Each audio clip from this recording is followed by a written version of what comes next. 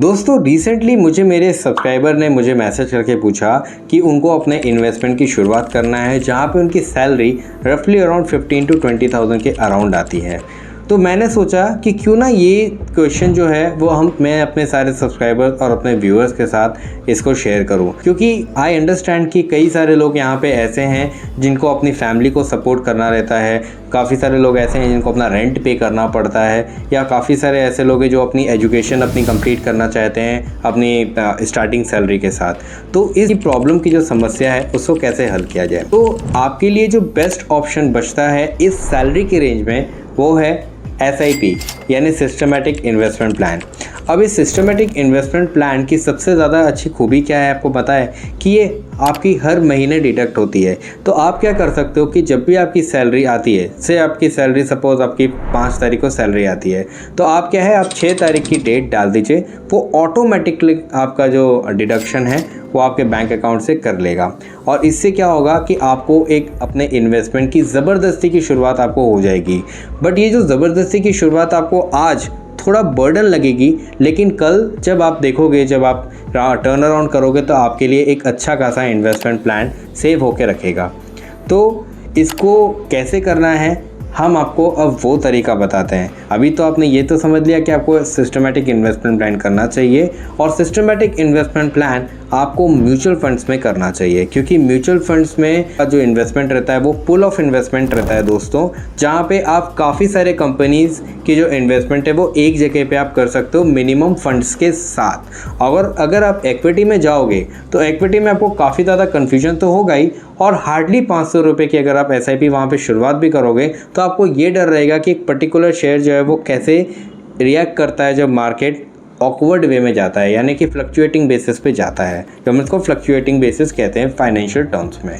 तो अब जब आपने ये समझ लिया कि आपको SIP करनी चाहिए म्यूचुअल फंड्स में, तो आप कैसे कर रही हैं आइए हम वो आपके साथ शेयर करते हैं, क्योंकि यहाँ पे कुछ ऐसे प्लेटफॉर्म्स अवेलेबल हैं जो ना ही सिर्फ आपके गोल्स के अकॉर्डिंग रहेगा, बट आपको ये भी बताएगा कि सही इन्वेस्टमेंट प्लान आपको किस म्यूचुअल फंड में चूज़ करना चाहिए, हम वो देखेंगे। इसके साथ में मैं आपको 2 टूल्स के बारे में बताता हूँ। एक तो है आपका SIP कैलकुलेटर।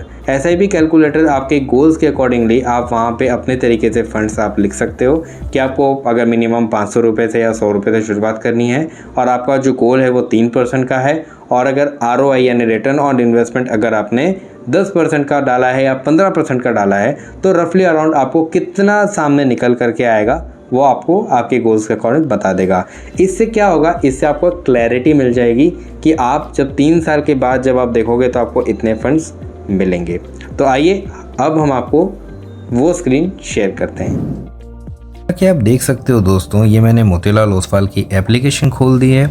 अभी यहाँ पे आप देख सकते हो कि आपका मिनिमम SIP 100 रुपये से भी चालू हो रहा है और 500 रुपये से भी चालू हो रहा है। इसके अलावा आपको 2 और चीज़ें दिख रही है, हाई रिटर्न्स और इंडेक्स फंड। तो हाई रिटर्न्स वाला जो है वो आपको 100 और 500 रुपये से भी चालू हो जाएगा, लेकिन फ़िलहाल आपको हाई रिटर्न्स वाले स्टॉक इसलिए नहीं देखना चाहिए क्योंकि वो थोड़े से रिस्कियर हो जाते हैं, और रिस्कियर होने के साथ साथ उनमें मार्केट फ्लक्चुएशंस होने का भी काफ़ी ज़्यादा डर है। अब इंडेक्स फंड में मैं आपको एनकरेज ज़रूर करूँगा कि आपको इंडेक्स फंड से भी फंड्स चालू करने चाहिए, क्योंकि इंडेक्स फंड जो है वो इंडेक्स के बेसिस पे चलते हैं, जिसके बारे में हम कभी और बात करेंगे कि इंडेक्स क्या होता है। फिलहाल आपको समझाने के लिए मैं बता दूं कि इन चारों पिक में से यहाँ पे आपको जैसे दिख रहा होगा कि टॉप सजेशन में मुझे SBI PSU फंड आ रहा है। अब यहाँ पे जो सजेशन आ रहा है वो क्यों आ रहा है मैं आपको बताता हूँ, क्योंकि यहाँ पे ये मेरे को 3 साल में 36% पर ईयर का मुझे रिटर्न दे रहा है, जो काफ़ी ज़्यादा है। तो अब आप इसकी एक बेहतरीन खूबी समझिए। जब मैं यहाँ पे SBI PSU फंड डालता हूँ तो देखिए मुझे 3 साल में ये 35% का रिटर्न दे रहा है, 5 इयर्स में ये मुझे 26% का रिटर्न दे रहा है, और अगर ओवरऑल मैंने देखा तो 12.79% का रिटर्न दे रहा है, जो काफ़ी अच्छा है मेरे हिसाब से। एज अ बिगनर आपको जहाँ से चालू करना चाहिए। इसी के साथ में आपको आपके रिटर्न्स कैलकुलेट करने के लिए भी मिल जाता है कि अगर आपने 500 रुपये 3 साल के लिए लगाए तो आपको इतना रिटर्न्स मिल के आ रहा है। अब सेम चीज़ अगर आप 5 इयर्स में करोगे तो उसका कैलकुलेशन भी आपको दिख रहा है, 1 साल के लिए करोगे तो भी आपको दिख रहा है, 6 महीने के लिए करोगे आप तो भी आपको दिख रहा है। तो ऐसे आप अपने इन्वेस्टमेंट के गोल्स को देख सकते हो। इसके अलावा आप जहाँ पे देख रहे होगे कि इन्वेस्ट वन टाइम का मतलब है लमसम। तो फिलहाल लमसम से आपको थोड़ा दूर रहना है। एज अ बिगनर आपको SIP चालू करके रखना है।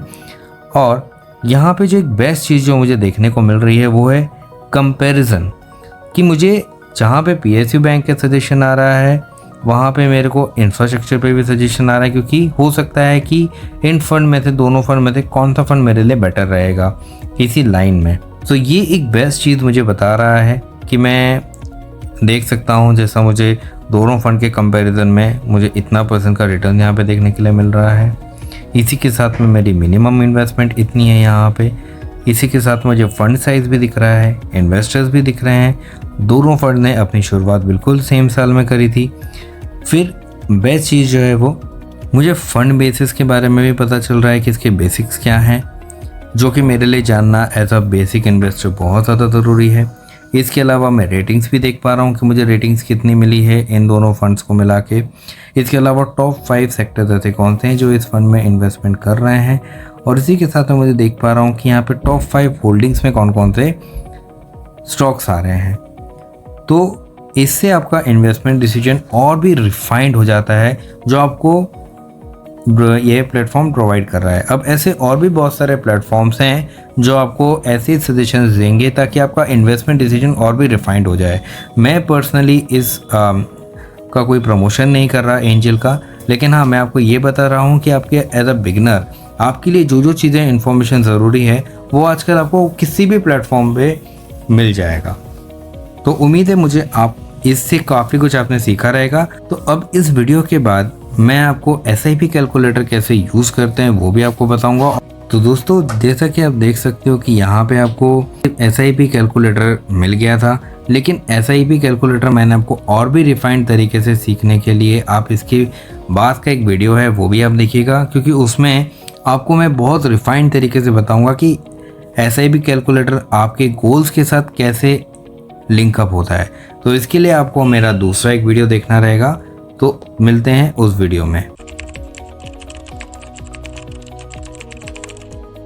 तो आई होप दोस्तों आपको इस वीडियो से एक रफ आइडिया लग गया होगा कि आपको कैसे, कहां से और कैसे अपनी इन्वेस्टमेंट की शुरुआत करनी है अगर आपकी सैलरी जो है वो इतनी आती है। तो आई होप आपके लिए ये वीडियो काफ़ी ज़्यादा यूज़फुल हुआ होगा। अच्छा लगा है तो वीडियो को एक अच्छा सा लाइक, शेयर एंड सब्सक्राइब ज़रूर से करिएगा, और अपने ऐसे दोस्तों को ज़रूर भेजिएगा जो उनको इन्वेस्टमेंट करना है और जिनकी सैलरी जो है वो इस रेंज में आती है। सो हम मिलते हैं आपसे नेक्स्ट वीडियो में। Till then take care, good night and stay invested.